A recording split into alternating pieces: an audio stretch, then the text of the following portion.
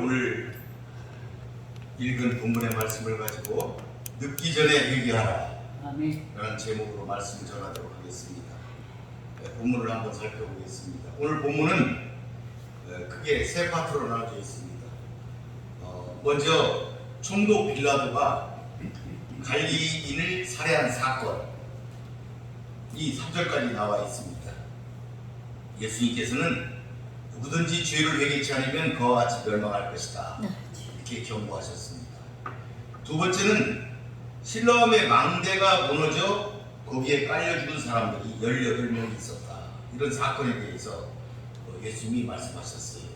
누구든지 죄를 회개치 않으면 그와 같이 멸망할 것이다, 이렇게 재차 경고하셨습니다. 그러시면서 예수님께서는 세 번째로 과수원 주인과 열매 맺지 못한 무화과나무 비유, 열매 맺지 못한 무화과나무의 비유를 말씀하셨습니다. 3년 동안이나 열매를 구했지만 그 나무 한 사람이 와서 열애를 왔는데 열매를 얻지 못했다. 어찌 땅만 버리게 하겠느냐, 찍어버려라, 이렇게 할 때에 과원지기가 한 번에 더 기회를 달라, 이렇게 간청을 해서 그 마지막 기회가 부여가 되어 있다 하는 그런 말씀이 오늘 주요한 말씀이 되겠습니다. 오늘 이 본문의 말씀은 우리가 지난주에 살펴봤던 그 시대를 분간하고 화해하기를 심쓰라 하시면서 예수님께서 길에 있을 때에, 늦기 전에 길에 있을 때에 고발하는 자와 함께 있을 때에 화해하기를 심쓰라 이러시면서 그 회개하기를 촉구를 하셨어요. 시대는 너희들이 분간을 하면서 어찌 그 하나님의 뜻, 하나님의 그 말씀은 분간을 하지 못하느냐, 회개해라 하는 것을 지난주에 그 앞에서 예수님이 말씀을 하셨더니, 그 중에 어떤 사람이 가만히 그 설교를 듣더니 그 심판에 대해서 말씀하시고 시대를 분별하라고 이렇게 하시고 그러는데, 이제 보니까 이번에 빌라도에 의해서 성전에서 죽은 사람들이 있지 않습니까? 그들은 어떻게 된 사람들입니까? 그들은 하나님이 심판하신 거 아닙니까? 그들이 죄가 커서 심판하신 거 아닌가요? 이렇게 예수님께 물었던 거예요.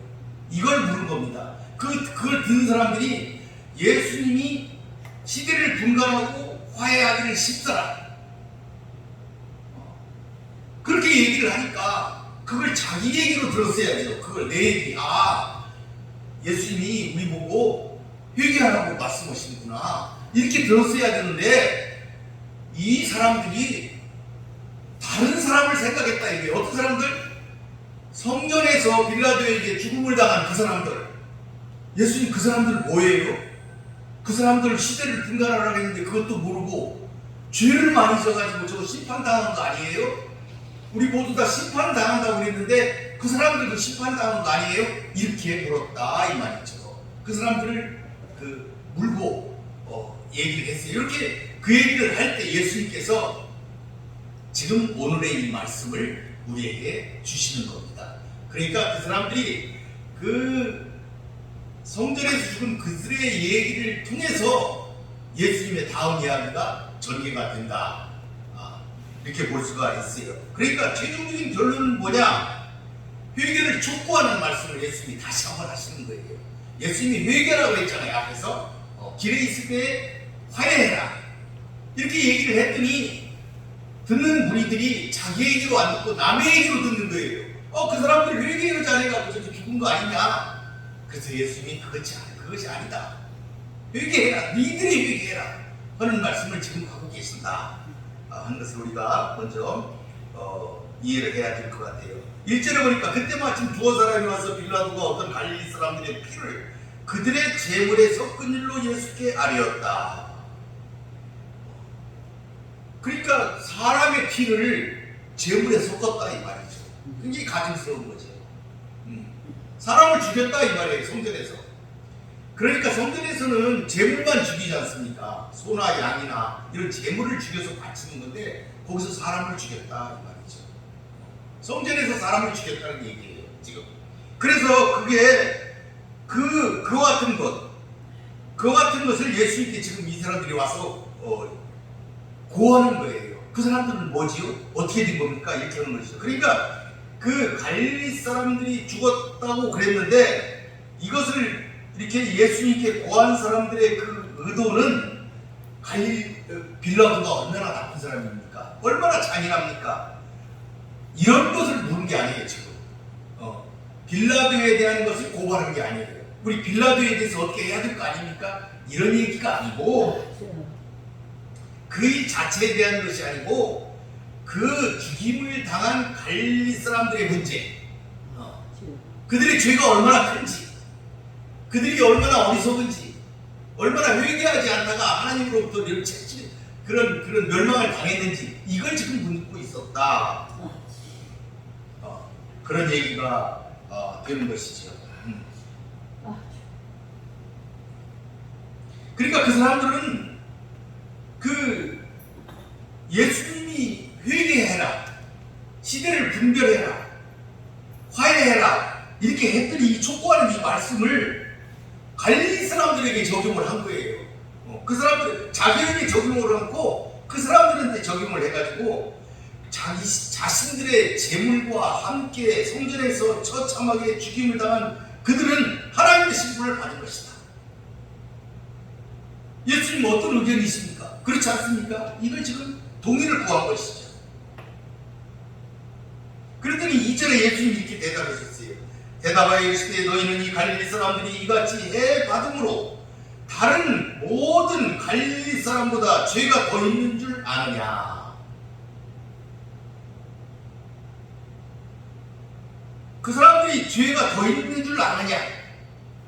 이 얘기는 뭐예요? 죄가 더 있지 않다 하는 것을 지금 말씀하시는 거죠.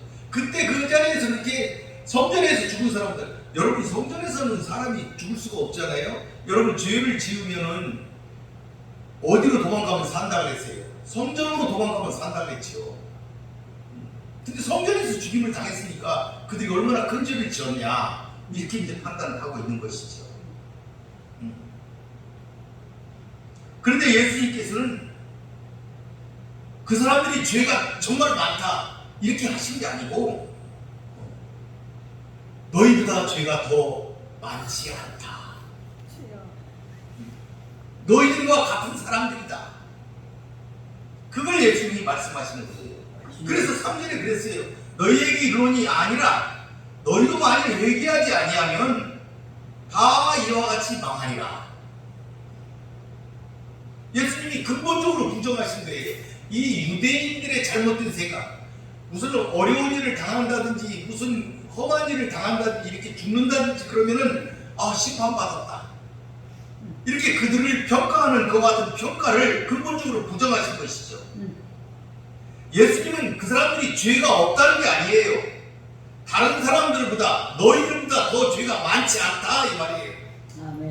그러니까 그 사람들이 죄를 지어서 특별히 죽은 게 아니다 이 말이에요. 특별히 어떤 특별한 죄, 하나님이 이 사람들은 이 자리에서 바로 죽여야 되겠다 이렇게 해서 죽여야 될 정도의 어떤 죄가 있다는 게 아니에요. 똑같다 이 말이에요. 그러니까 얘기할 필요가 없는 얘기다. 너희들이 그 사람들이 죄가 있다 없다, 죄가 있어 죽었다 얘기할 만한 사안이 안 된다는 것이죠. 너희들 모두에게 일어날 수 있는 일이다 이렇게 말씀을 하신 거예요. 너희들에게도 일어날 수 있는 일이다.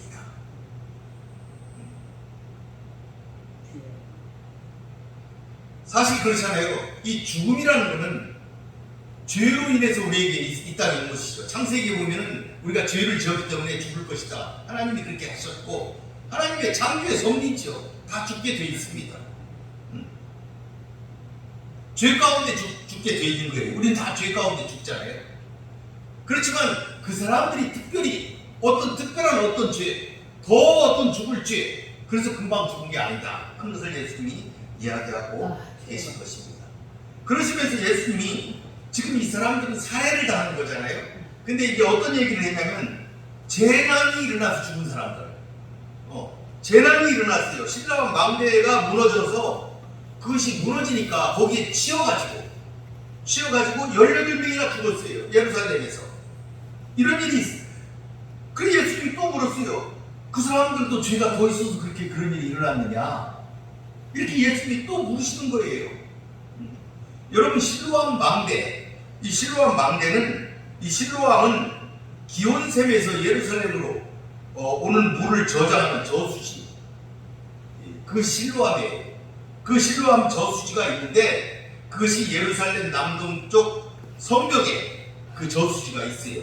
그러니까 그 성벽에는 뭐가 있느냐, 실로암 망대가 있어요. 망대가 뭐예요? 군사적 목적으로 지어진 거잖아요. 이 어떤 예루살렘의 방어를 위해서 그 성벽 가에다가 망대를 지었어요. 근데 그 망대 옆에 실로암 저수지가 있었더라 이 말이죠. 그러니까 실로암 저수지가 있는데 그 옆에 망대가 세워져 있는데, 여러분 그 빌라도가, 요세푸스가 기록한 걸 보면 빌라도가 그 예루살렘에 물을 공급하기 위해서 수로를 지금 공사를 했다고 해요. 수로 공사를. 이 수로 공사를 할 때에 이것과 관련되어서 망대가 무너진 것이 아니냐. 수로 공사를 하다가 잘못해가지고 망대가 무너진 것이 아니냐 이렇게 보고 있고요. 그 앞에 나왔던 그 사건, 예루살렘 성전에서 갈릴리 사람들이 죽은 이 사건도 어떻게 해석을 하고 있냐면 이렇게 해석을 하는 것이 그 주석집에 있는 걸 봤습니다. 이 수로 공사를 하려고, 그러니까 재원이 있어야 되잖아요. 그 재원을 성전에 있는 헌금으로, 성전에 있는 돈으로, 헌물한 돈으로 그걸 썼다는 거예요, 빌라도가. 그러니까 사람들이 왜 성전 돈을 가지고 그 수로 공사를 하느냐, 그래서 항의를 했는데 성전에 들어가서 항의를 했대요. 그러니까 데모를 한 거죠.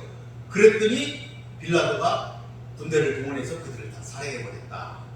그런 얘기가 있는데 이건 주석집에 나와 있는 얘기 때문에 정확한 것인지 모르겠어요. 아무튼 이와 같은 일들이 그 수로 공사로 인해서 일어난 일이 아니냐 이렇게 보고 있습니다. 그 수로 공사를 할 때 망대도 무너지고 수로 공사에 들어가는 재원을 가지고 항의하다가 그들이 성전에서 죽은 것이 아니냐 이렇게 얘기하는 그런 것들이 기록이 있는 것을 우리가 볼 수가 있습니다.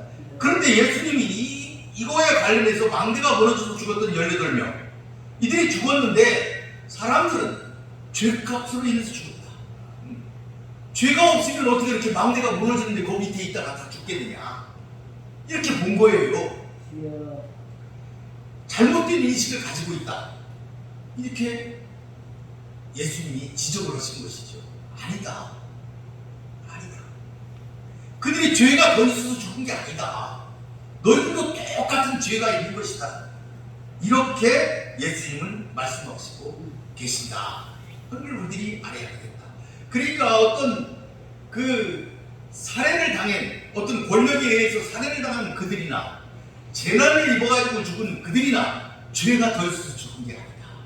그러니까 죄 때문에 죽었다고 이렇게 그들에게 니들이 공격할 만한 그런 사건들이 아니다.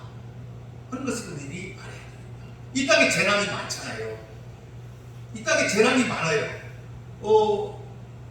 뭐 세월호 사건에서 재난도 있었고 또 근자에는 그 헬로윈 참사 때 헬로윈 그거를 즐기다가 거기서 이태원에서 죽은 자들도 있고 이 재난을 이렇게 어려운 어떤 그 죽음을 당하는 것들이 경우가 있는데 물론 우리나라 현재 그 모든 그 사람들이라는 그 뭐 네가 죄값으로 죽었다 이렇게 얘기하는 사람은 거의 없죠. 죄값으로 죽었다. 그런데 저 인도네시아에서 큰 파도가 밀려와가지고 수많은 죽었을 때 사람들은 그것을 위로하기보다는 죄를 져서 죽은 거 아니냐. 또 어떤 사람도 저런 그 이태원 참사에서 니들이 죄를 져서 죽은 거 아니냐 이렇게 공격을 하는 것을 가끔 그런 문제들이 대두가 되는데 예수님은 여기에 대한 그 대답을 하신 거예요. 너희들이 공격할 만한 그런 일들이 아니다. 죄 때문에, 특별히 죄 때문에 그 사람들이 더 죄를 지어서 죄 가운데 죽는 건 맞는데 여러분 이걸 아셔야 돼요. 우리 인간은 죄 가운데 다 죽잖아요. 죄 가운데 죽는 건 맞지만 그 사람들이 특별히 어떤 죄를 죽을 죄를 더 져서 그들이 죽은 것이 아니다. 너희들도 죽을 수가 있는 것이다. 그렇게 너희들도 그렇게 죽을 수가 있다.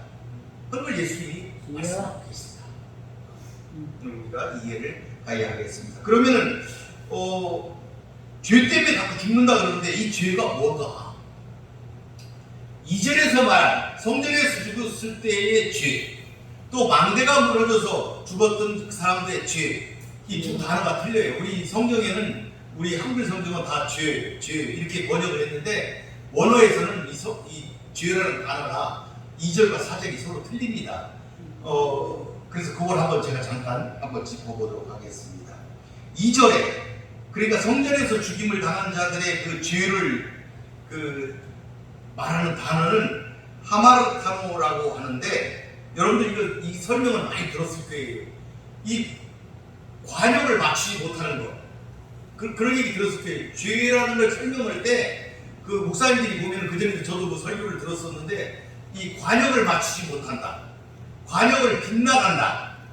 그런 의미에서 나온 단어가 죄다. 이런 설명을 그전에 많이 들었습니다. 저도 들었고. 그랬는데 그러니까 이 2절에서 성전에서 죽임을 당한 사람들의 그 죄라는 그 죄의 의미는 하나님께서 정하신 표준과 그 율법 거기에 어긋났다는 거예요. 그걸 얘기하는 거예요. 그러니까 이 단어는 정신적인 면, 영적 생활 이런 데에 한정돼 가지고 쓰는 단어가 2절에서 사용이 되었다. 예를 들면은 지적인 열등이나 어떤 부족. 그러니까 불충분한 교육 때문에 지적으로 열등하고 지적으로 부족했을 때, 그 다음에 어떤 도덕적인 결정, 그로 인해서 어떤 도덕적인 결정이나 실수 이런 걸로 인해서 나타나는 죄의 개념이다. 그러니까 더 쉽게 얘기하면 인간의 무지나 열등으로 인해서 이 도덕적 결정이 잘못돼가지고 일어나는 죄, 이런 어떤 그런 죄를 말하고 있다. 그런 죄.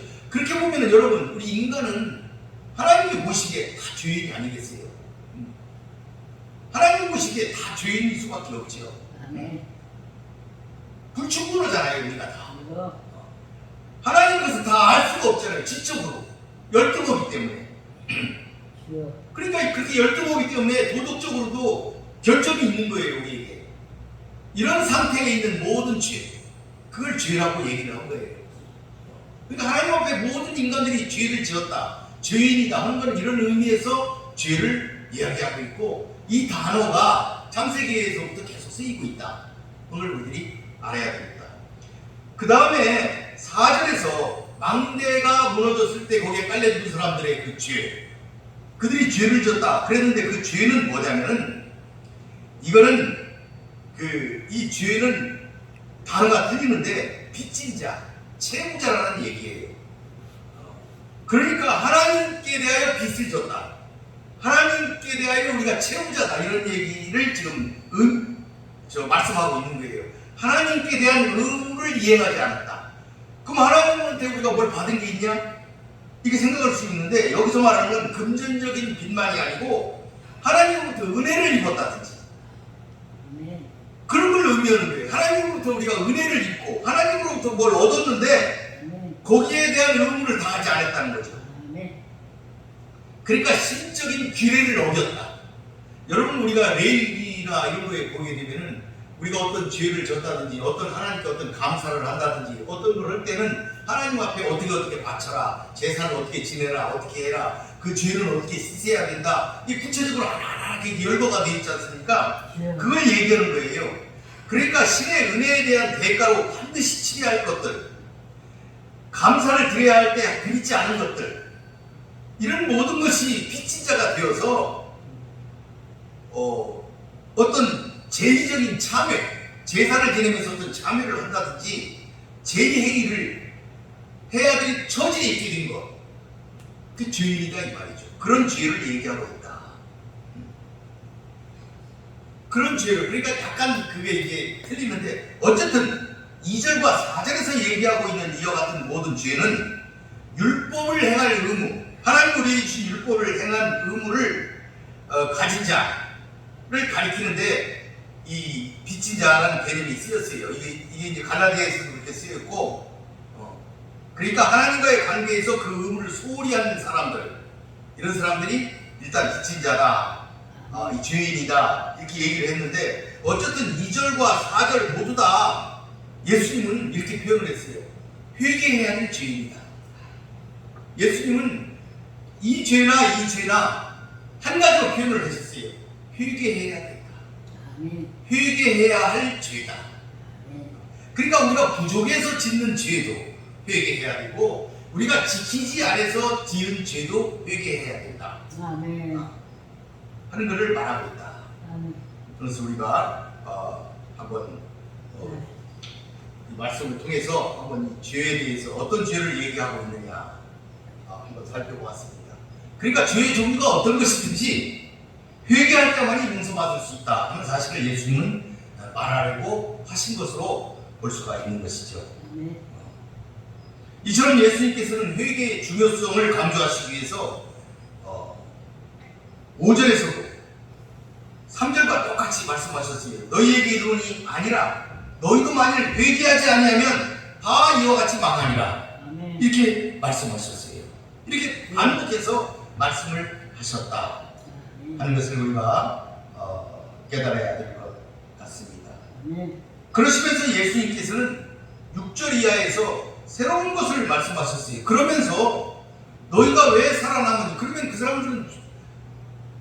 그 사람들은 죽을 수 있고 너희도 죽을 수 있는 이와 같은 입장인데, 그러면 너희들은 왜 지금 이렇게 살아서 잘 살고 있는지, 이런 문제에 대해서 예수님께서 그 이유를 6절 이하에서 무화과나무 비유를 통해서 설명을 하고 계신다.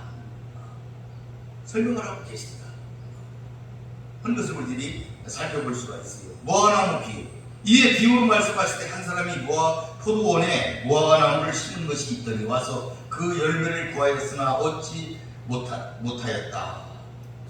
얻지 못하였다. 그러니까 지금 이게 6절의 말씀이잖아요. 5절까지는 뭐예요? 성전에서 죽임을 당하고 망대가 무너져서 죽음을 당하고 이런 사람들, 그 사람들은 어떻게 죽었어요? 갑자기 죽은 거지 않습니까? 충분한, 우리로 말하면 전수를 누리지 못하고 갑자기 사고가 나서 죽은 거예요. 이렇게 죽은 사람들, 갑자기 죽은 그 사람들에 대한 그 죽음, 그 멸망, 그걸 얘기를 한 거예요. 갑자기 죽었다. 갑자기 죽었다. 그러니까 언제 죽을지 모른다는 얘기를 지금 하고 하셨던 거예요. 그 예화가 그거예요. 그러니까 우리가 지난주에 시대를 분간하고 화해의 길을 심쓰라. 길에 있을 때에, 살아있을 때에, 늦기 전에 그런 일을 해야 된다. 이렇게 말씀을 하셨는데 그 예화가 이 두 사건인 것이죠. 어떻게 될지 모른다. 인생이라는 건 어떻게 될지 모른다. 그러니까 살아있을 때 회개해야 된다. 그런 걸 지금 얘기를 했는데, 그 경고를 했는데, 지금 본 단락은 그러기 때문에 늦기 전에 바로 회개가 필요하다. 회개가 이루어져야 된다. 하는 것을 지금 얘기를 하시면서, 그러면 누가 회개를 해야 되냐? 너희 모든 사람들이 회개를 해야 된다. 이걸 말씀하고 계신다. 이걸 말씀하고 계신다. 우리가 그것을 먼저 깨달으면서 본문을 한번 살펴보도록 하겠습니다. 여기서 포도원 주인은 하나님을 가리키는 말씀이고, 열매를 맺어야 된다. 이거는 회개해야 된다 하는 것을, 회개의 열매를 이야기하는 것입니다. 그리고 여기서 포도원지기, 이 과원지기는 예수님을 상징하는 것이다. 이렇게 볼 수가 있습니다. 포도원에 하나님이 무화과나무를 심었다. 주인이 포도원에 무화과나무를 심었다. 이 얘기는 포도원 주인이 무화과나무에 특별한 기대를 가지고 있다. 기대를 가지고 있다. 그러니까 우리에게 기대가 있는 거예요. 하나님의 기대. 하나님이 원하시는 게 있다. 무화과나무를 주인이 자기 밭에 심었다. 이 얘기는 주인이 심는 목적이 있지 않습니까? 원하는 게 있으니까 심었을 거 아니에요? 열매를 원했기 때문에 심었다. 하나님께서 우리를 기다리시고 창조하시고 기다리시고 이와같이 축복하시고 은혜를 주는 것은 우리가 회개하기를 기다려요. 회개의 열매를 기다리신다. 회개라는 게 뭐예요? 하나님께 돌아오는 것이죠. 탕자가 아버지께 돌아오는 것, 그게 회개이지 않습니까? 하나님께 돌아가는 것, 그게 회개의 참된 의미입니다. 그걸 말씀하고 계신다 하는 것을 우리가 알 수가 있겠습니다. 그 열매를 구했는데 열매를 얻지 못했다. 이렇게 나와 있어요. 그러니까 무화과나무를 심은 지 금방 어린 나무에 가서 열매가 왜 없지? 이게 아니고 많은 시간이 지났다. 열매를 맺을 만한 그런 시간적 여유가 있었다 하는 것을 우리가 알 수가 있죠. 완전히 자랄 수 있는 시간이 되었다. 그래서 그 열매를 열심히 찾고 찾았는데 열매가 없었다 이 말이죠. 그러니까 여러분, 이 열매가 없는 것은 성전에서 죽임을 당한 자들이나 공사 때 죄로 인해서 사망한 자들이나 다 마찬가지인 것이죠. 우리들도 열매가 없기는 마찬가지였다. 이걸 지금 말씀하고 있는 거예요. 다 열매가 없는 자들이 있죠. 그런데 왜 어떤 이들은 죽고 어떤 이들은 살아남았나? 그것이 이제 지금 말씀하시고자 하는, 예수님이 말씀하시고자 하는 내용이다. 이렇게 볼 수가 있죠. 7절에 보니까 포도원지기 이르되 내가 3년을 와서 이 무화과나무에서 열매를 구하되 얻지 못하니 찍어버리라. 어찌 땅만 버리게 하겠느냐. 주인이 구체적으로 얘기를 했어요. 3년을 왔다. 3년을 왔다 그랬어요. 1년이나 2년도 아니고 3년 동안이나 기다렸다 하는 뉘앙스가 이 문장에 있는 것이죠. 주인이 인내했다 이래요. 하나님이 인내하고 계신다는 것을 지금 설명하고 있습니다. 그래서 심판을 3년 동안이나 1년도 아니고 2년도 아니고 3년씩이나 심판을 유보하고 회개의 열매를 맺을 것을 기다리는 하나님의 모습, 그걸 지금 설명하고 있다. 그런데 또 한 가지는 3년이나 기다렸다. 3년을 기다렸다. 이 말 속에는 오랜 기간 기다렸다. 이런 말씀도 있지만 한계를 얘기하는 것이다. 기간이 있는 것이다. 하는 것을 의미하고 있다. 무한한 시간을 얘기하는 것 같지만 그게 아니고 한정된 시간이 있다는 사실을 이 3년이라는 기간 속에 상징하고 있다. 걸 볼 수가 있습니다. 그런데 여기 보니까 무서운 말이 있어요. 찍어버리라. 주인이 찍어버리라고 했어요. 열매를 맺지 못할 때 일어나는 일들이죠. 물론 이 표현은 최후 심판, 영원한 멸망을 가리키는 것입니다.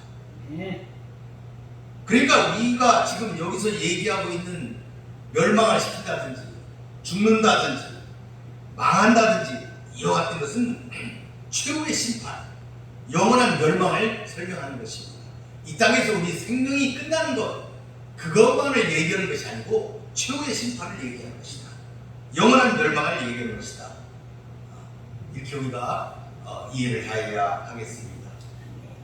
그러니까 회개할 기회가 완전히 상실된 상태, 회개할 기회를 완전히 상실한 상태, 그거를 나무를 자른다, 찍어버린다, 이런 표현으로 쓰고 있는 거죠.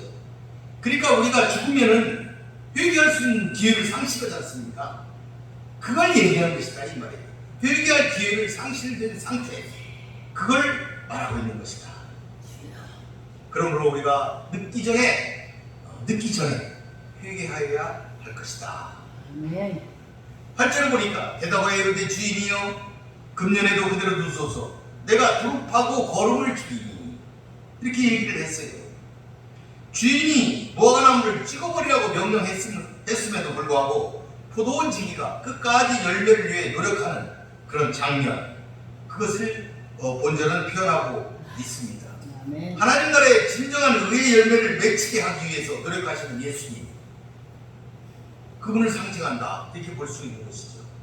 그래서 이 본절은 하나님의 심판이 예수 그리스도의 중재로 유보되고 있다 하는 것을 나타내는 구절이다, 이렇게 볼 수가 있어요. 예수님의 중재로 지금 심판이 유보되고 있다 하는 것을 보여주는 구절이다. 포도원 지기는 여기서 보니까 두릅하고 거름을 준다고 그랬어요. 한 가지 행동을 중국에서 지금 배우는 거예요. 잘 가꾸고 있다 이거예요. 예수님이 이 땅에 오셔서 말씀으로 그들을 가르치고 보혜사 성령을 통해서 은혜를 주시는 예수님의 모습, 그걸 그대로 상징적으로 표현한 대목이 두릅하고 거름을 주었다 하는 말씀이 되겠습니다. 9절에 보니까 이후에 만일 열매가 열면 좋거니와 그렇지 않으면 찍어버리소서 하였다 하시니,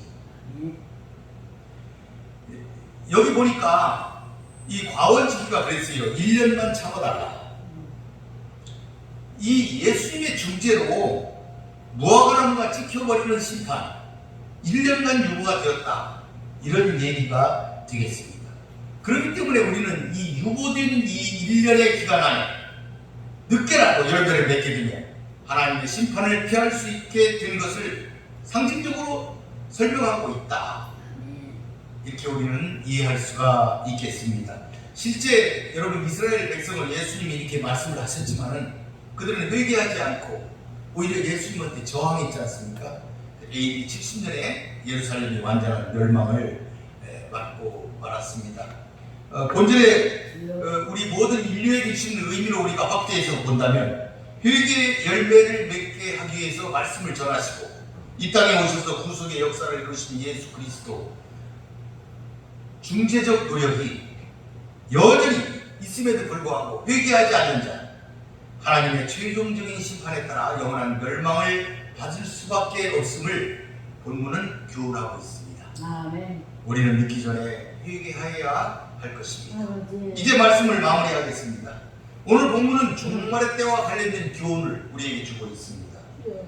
하나님의 종말론적 심판이 이르기 전에 회개할 것을 촉구하신 그런 내용이라 볼 수 있습니다. 본문은 두 사건, 빌라도와 갈릴리 사람들을 성전에서 학살한 사건, 실로암 망대가 무너져서 거기에 치여 죽은 사건, 그 사건을 배경으로 하신 말씀입니다. 두 사건이 일어났을 때에 유대인들은 모든 재난의 원인을 죄의 결과로 형벌로 보았습니다. 그러니까 그들은, 그 죽은 사람들은 그들 죄가 너무 커서 악했기 때문에 버림받은 자들이라고 정죄하였습니다. 그리고 자신들은 그냥 아무 일도 없으니까 자신들은 문제가 없는 걸로 착각했던 것이죠. 하나님이 호의를 가지고 베푸시고 그들을 기다리시는 그것을 착각하고 죄악 중에 계속 깊은 잠을 자고 있었던 것입니다. 그런 그들을 칼빈이 그의 주석에서 이렇게 표현하고 있어요. 유대인들 그들에게는 두 가지 과오가 있었다. 하나는 하나님께서 우리들 눈앞에서 누군가를 징계하실 때 우리는 자신을 살펴서 자신 역시 어떤 벌을 받아 마땅한가 이걸 깊이 생각하고 하나님께서 심판을 경고하신다 이렇게 생각해야 되는데 이렇게 하지 못했다 하는 것이죠. 또 하나는 하나님이 그들이 회개하도록 잠시 1년 동안 일고된 기간을 주시고 친절과 자비로 기다리시는데도 빨리 회개해야 되는데 그 기간에 회개해야 되는데 그들이 그렇지 못했다. 회개하지 못했다. 잘못 생각했다. 회개하지 못했다. 하는 그런 과오가 있다.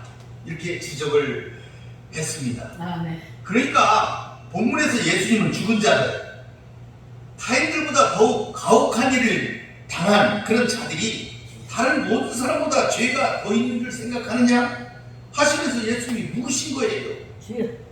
여러분 죽는다는 것은 죽음이라는 것은 창조의 질서입니다.